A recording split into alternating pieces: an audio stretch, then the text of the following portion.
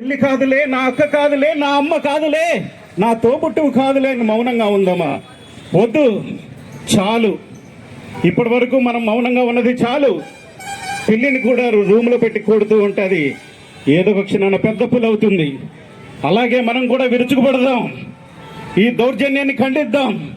రాజ్యాలు ఏం చేస్తున్నాయి, రాజ్యాధికారులు ఏం చేస్తున్నారు, ప్రభుత్వ యంత్రాంగం ఏం చేస్తుంది? పట్టట్లేదా మీకు? మీ ఇంట్లో సమస్య కాదా? మీ ఇంట్లో ఆడపిల్లలు లేరా? డాక్టర్లపై దౌర్జన్యాలు ఇంకానా పటిష్టమైన చట్టాలు వచ్చేంత వరకు ఇలాగే పోరాడుతూనే ఉంటాం. నిలబడదాం ఈసారి. చావో రేవో, do or die, do or die, now or never, now or never. ఖచ్చితంగా నిలబడదాం. న్యాయం దొరికే వరకు నిలబడదాం. పోరాడదాం. న్యాయం దొరికే వరకు పోరాడుతూనే ఉందాం. ప్రాణం పోయింది, ఇక తిరిగి రాదు. ఇక చాలు, పోయిన ప్రాణాలు ఇక చాలు. ఇంకా ఏ ఒక్క ప్రాణము పోవడానికి వీల్లేదు. ప్రతి ప్రాణము విలువైందే, ప్రతి డాక్టర్ ప్రాణము విలువైంది. సేవ చేసే వారికే రక్షణ లేకపోతే మరెవరికి ఉంటుంది? ప్రపంచంలో ఎవ్వరికీ ఉండదు. ఈ తెల్లకోటు ఎరుపెక్కింది, ఇక చాలు. ఈ ఎరుపుని మరొకసారి కొనసాగించడానికి మేము సిద్ధంగా లేము. మీరు సిద్ధంగా ఉన్న, మేము సిద్ధంగా లేము. పోరాడతాం, ఎదురు తిరుగుతాం. మీడియా వారందరికీ నమస్కారం. దేశమంతా కూడా ఇప్పుడు వెస్ట్ బెంగాల్లోనే ఏదైతే సంఘటన జరిగిందో దేశమంతా కూడా అటువైపు చూస్తూ ఉంది. ఓ పక్క నరేంద్ర మోడీ గారు బేటీ బచావో బేటీ పడావో అంటా ఉన్నారు. ఆడపిల్లని రక్షించండి, ఆడపిల్లని చదివించండి అంటా ఉన్నారు. మరి ఇంకో పక్కన ఇలాంటి సంఘటనలు జరుగుతూ ఉంటే ఏం సందేశం వెళ్తూ ఉందన్నది ప్రజలకు అర్థం కాని పరిస్థితి. అంటే ఎన్డీఏ కూటమిలోని ఒక శాసనసభ్యుడిగా ఉంటూ కూడా వీరందరి తాలూకు ఆవేదన అర్థం చేసుకున్న వాడిగా మాట్లాడుతూ ఉన్నాను. అంటే నేను కోరుకునేది ఏంటంటే చట్టాలు కాస్త కఠినంగా ఉండాలి. వైద్య సిబ్బంది మీద దాడులు జరిగినప్పుడు ఈ బెయిలబుల్ సెక్షన్స్ కాకుండా నాన్ బెయిలబుల్ సెక్షన్స్గా మారే విధంగా చట్టాలు సవరణ చేసుకుంటే ఒకటి వైద్య వ్యవస్థ బాగుంటుంది, తద్వారా సమాజం బాగుంటుంది.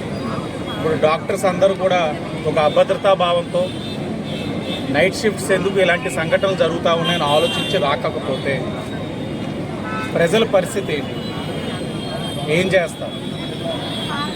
కాబట్టి వీటన్నిటిని కూడా ఆలోచించుకొని ప్రభుత్వం డిలే చేయకుండా త్వరగతిన కారణమైన వాళ్ళపైన కఠినమైన చర్యలు తీసుకోవాలని డిమాండ్ చేస్తూ ఉన్నాం.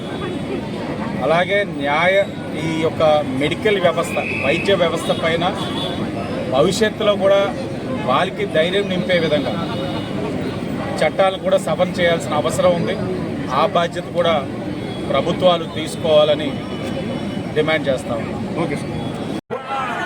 దోషులను శిక్షించేంత వరకు, మాకు రక్షణ కల్పించేంత వరకు, చట్టాలను సవరించేంత వరకు, మానవత్వం కోసం మౌమిత ఆత్మ శాంతించే వరకు పోరాడతాం.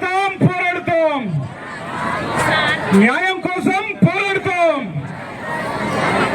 జస్టిస్. వైద్యులపై దాడులు ఎక్కువైపోతున్నాయి. వైద్యులపై దాడులు, తెల్లటి కోట్లు,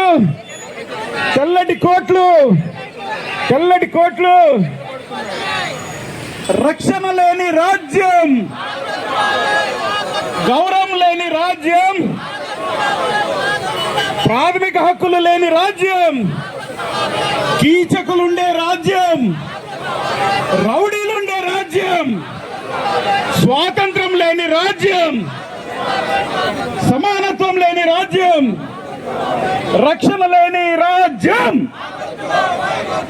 గౌరవం లేని రాజ్యం, టుటని రాజ్యం, కీచకుల రాజ్యం, రౌడీల రాజ్యం, స్వాతంత్రం లేని రాజ్యం, సమాన హింసపై యుద్ధం, డాక్టర్లపై అరాచకం చంపేద్దాం. డాక్టర్లు చనిపోయిన మానవత్వాన్ని ప్రస్తుతం చనిపోయిన మానవత్వం